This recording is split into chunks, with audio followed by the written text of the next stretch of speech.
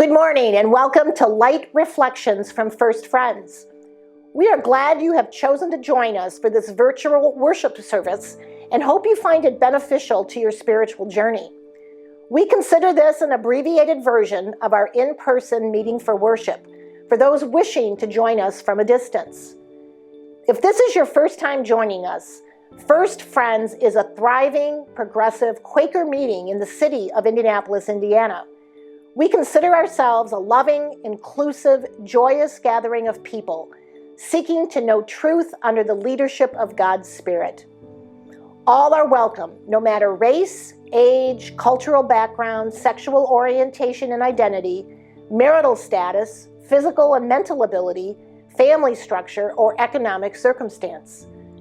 Our hope is that through this worship experience, you will discover our faith community is unlike any other, where silent meditation is as important as the spoken word, where we emphasize the importance of one's personal encounter with the divine, and where we seek to support one another as we discover truth together. Now we invite you to center down and enter this virtual worship space with us.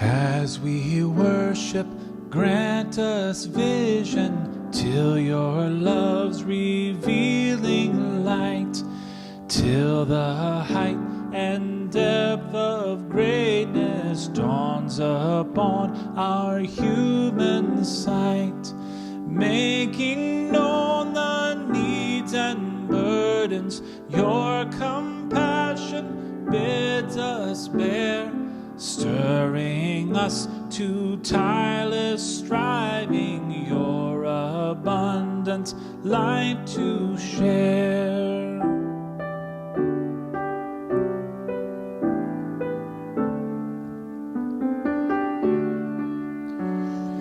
Called from worship into service, forth in your great world we go.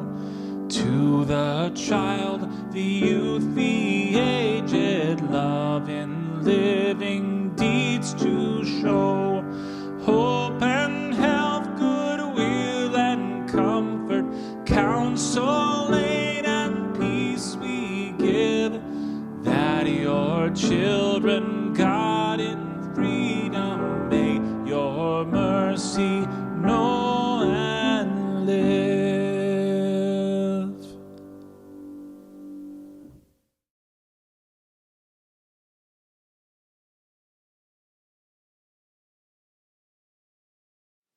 Good morning, friends, and welcome to Light Reflections. This morning we continue our series, Speak Truth to Power, the Legacy of the Quakers. The supportive scripture I've chosen is from James 1:12 from the Message. Anyone who meets a testing challenge head-on and manages to stick it out is mighty fortunate. For such persons loyally in love with God, the reward is life and more life. In July of 2007, I traveled to Grand Rapids, Michigan to attend a unique conference for pastors called Poets, Prophets, and Preachers, put on by Rob Bell and his church Mars Hill. Today, 17 years later, I see that conference as a pivotal moment in my ministry. This is because for the first time in my life, Rob Bell merged art and writing sermons. Part one of the three-day conference was titled The Original Guerrilla Theater. Surprisingly, this was how Rob was defining the sermon. For those unfamiliar with the idea of guerrilla theater, it is a type of political protest that involves performing short, unannounced plays or skits in public spaces to raise awareness of social or political issues. The term guerrilla comes from the Spanish word for little war and refers to the surprise nature of these performances. Please note, it has nothing to do with the monkey-like animals. Guerrilla theater originated in the 1960s with the San Francisco Mime Troupe, a radical theater group that performed against the Vietnam War and capitalism. The group's performances included nudity and profanity and taboo subjects. And in this conference, Rob Bell did not take such a radical approach as the San Francisco Mime Troupe, but he did clarify to the degree to which a sermon is, as he states, performance art, which encourages people not to miss the human part.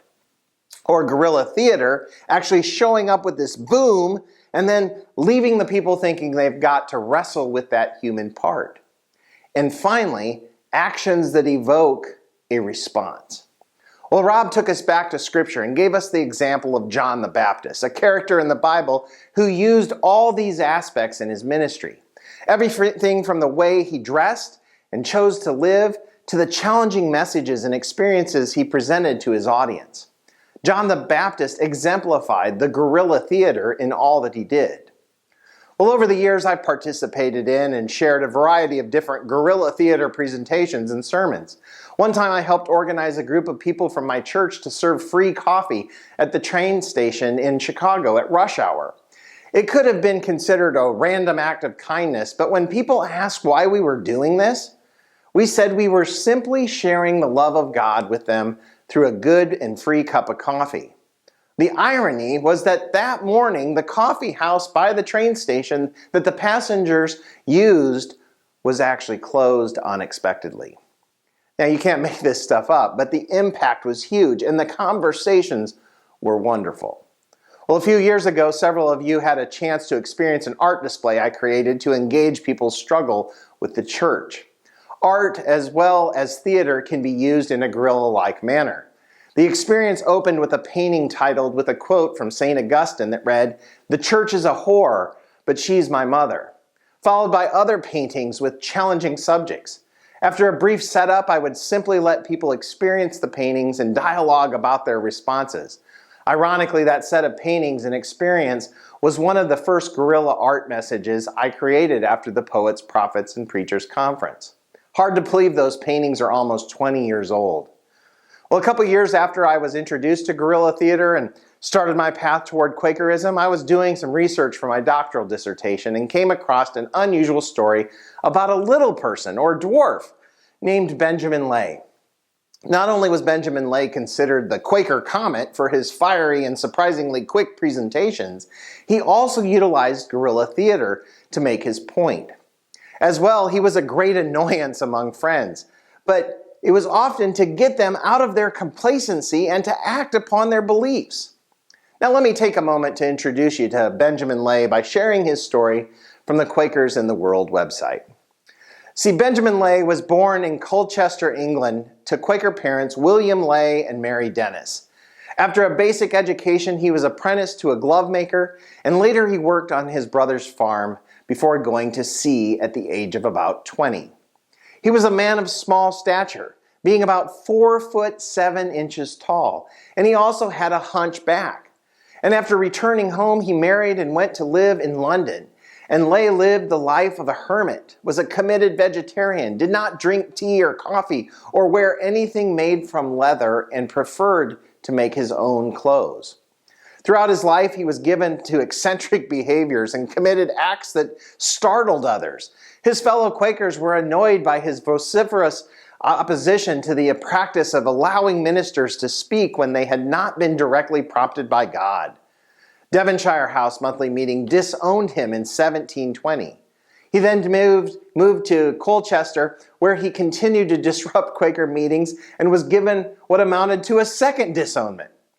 In 1731, he went to Barbados, where he was appalled to see the conditions under which slaves were kept, and he took up their cause and soon started to berate Quaker slaveholders. He went to live near Philadelphia and continued his protests against slave owning, and Lay wrote a tract about the evils of slavery entitled "All Slave Keepers That Keep the Innocent in Bondage, Apostates." His friend Benjamin Franklin had this published in 1737. And in this publication, he made many accusations against individual friends and the society as a whole. Quaker institutions were angered by what he had written, and more seriously by the fact that the book had been published as a Quaker document without Quaker approval.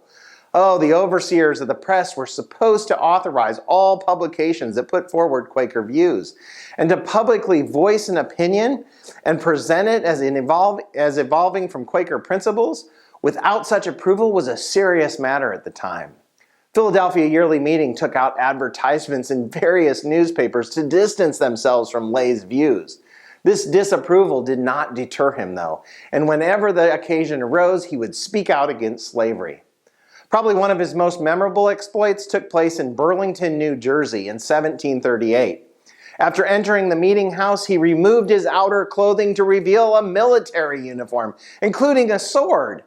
And after a lengthy tirade, he thrust the sword into a bladder of red liquid that he had hidden between the covers of a Bible, splattering the Quakers sitting all nearby. He told them that owning slaves was akin to stabbing a man to death, and that the red liquid was a symbol of the blood of slaves on Quaker slave owners' hands. Wow, this outburst caused him to be disowned once more. Lay's tactics were in contrast to other abolitionists, such as John Woolman, who was always careful not to publicly criticize friends or to cause offense. Woolman's writings all went through the accepted Quaker approval channels. Well, Lay continued to consider himself a Quaker throughout his life despite being disowned by the society. He also continued to make dramatic gestures. He stood outside a meeting house in the snow without a coat and in bare feet to remind friends of the hardship experienced by slaves. On another occasion, he kidnapped a child and only returned him to his father when the authorities came to his dwelling place. He said that this was an attempt to make people realize how African parents felt when their children were captured and sold into slavery. Although Lay is usually remembered for his influential role in persuading the Society of Friends to renounce slavery, he was also ahead of his time in supporting other causes that he supported, such as temperance. Criminal reform also interested him, and he produced a pamphlet that advocated the abolition of capital punishment. In 1758, Philadelphia Monthly Meeting decided that slaveholders should be excluded from all business meetings. It said that when this news reached Lay, he rose from his chair and exclaimed, "I can now die in peace." And he died in the following year and is buried in the Quaker burial ground in Abington near Philadelphia. Well, as I reflected upon Benjamin Lay's ministry and life, I could not help but be reminded of a more modern example. That being author, preacher, former evangelical, and one of my professors, Tony Campolo. Tony has been a vocal activist and a preacher and has on occasion used guerrilla theater to get his point across. We've come to realize that Tony Campolo has a reputation for shaking things up and causing a bit of a stir. In a sermon at Spring Harvest in 1982, Tony shocked his audience by saying, "While you were sleeping last night, 45,000 kids died of starvation and malnutrition. And what's worse is that you don't give a shit. And what's even worse is that you are more concerned that I said shit than 45,000 kids that died last night." Still today, 42 years later, the impact of this one quote is discussed and debated in theology and pastoral classes. Sometimes we need people in our lives that will ask the tough questions of us, that will go out of their way to get our attention, to literally shock us into seeing our bad behaviors, our indecisions, our poor theology. Especially us Quakers, who can easily get caught up in routine or tradition and totally miss the people being affected by our decisions or indecisions that we make. Sometimes our slow responses or even our love of silence can betray our own testimonies.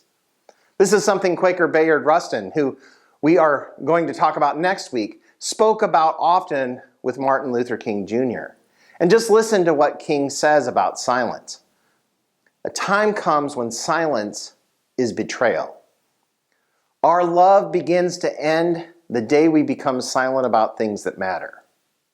In the end, we will remember not the words of our enemies, but the silence of our friends. The ultimate tragedy is not the opposition and cruelty by the bad people, but the silence over that by the good people.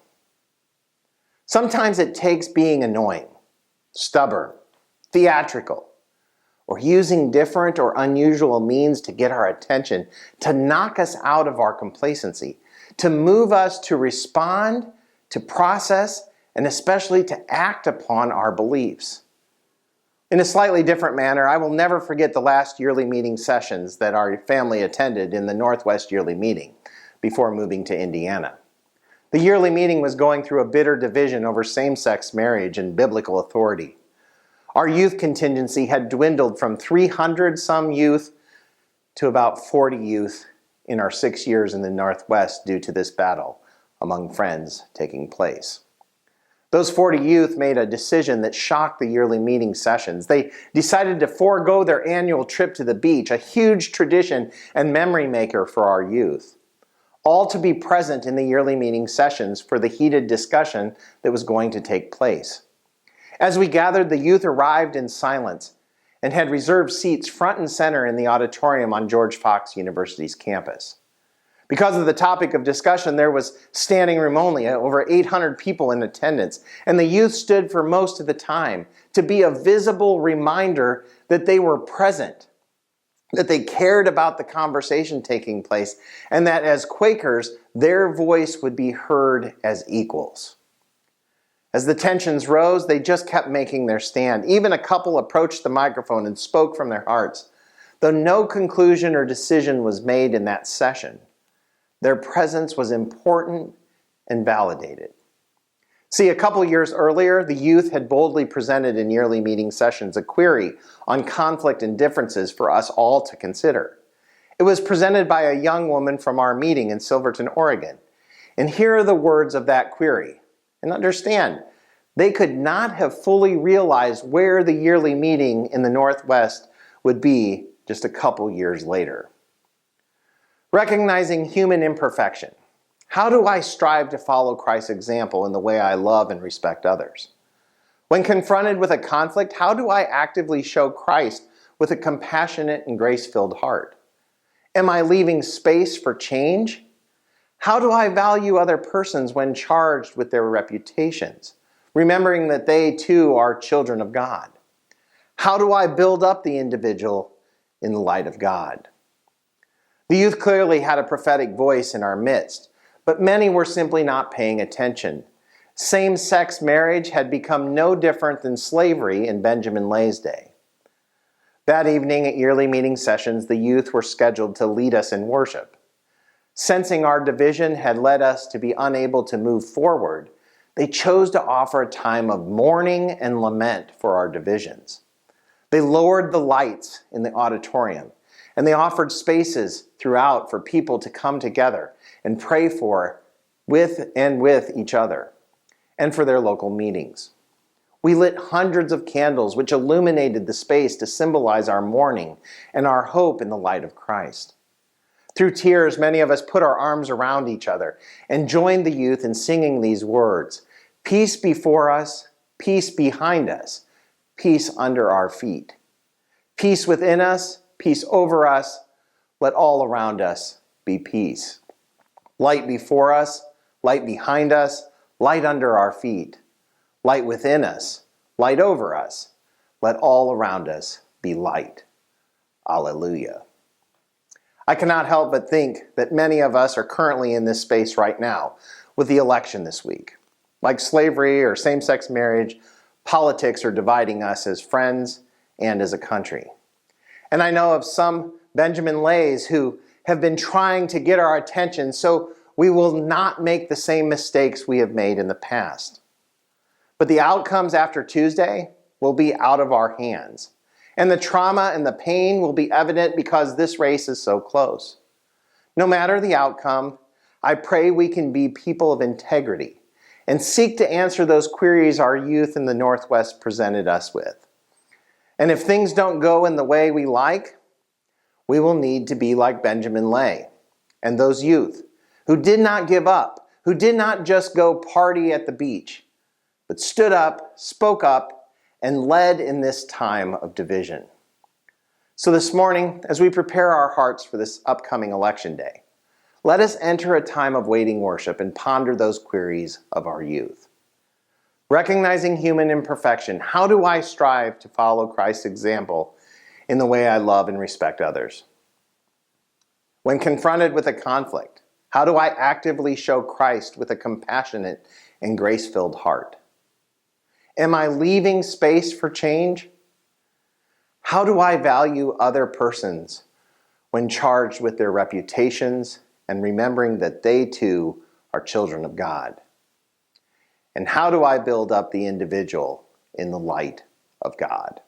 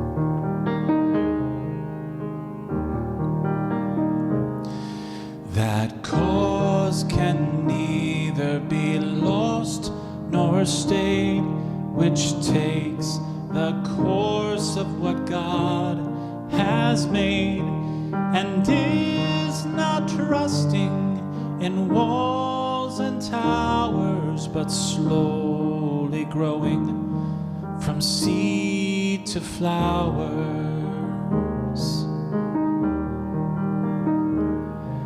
Each noble service that has been wrought was first conceived as a fruitful thought.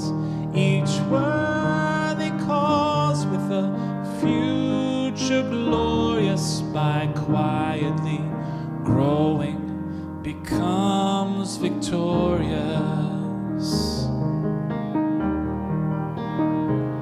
There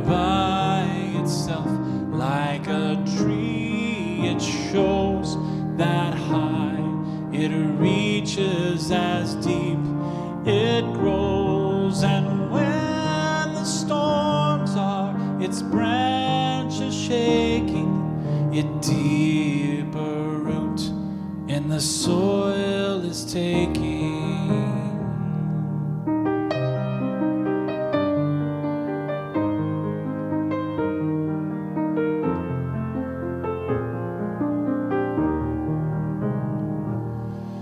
Be then no more by a storm dismayed, for by it the full-grown seeds are laid. And though the tree by its might it shatters, what then if thousands of seeds it scatters?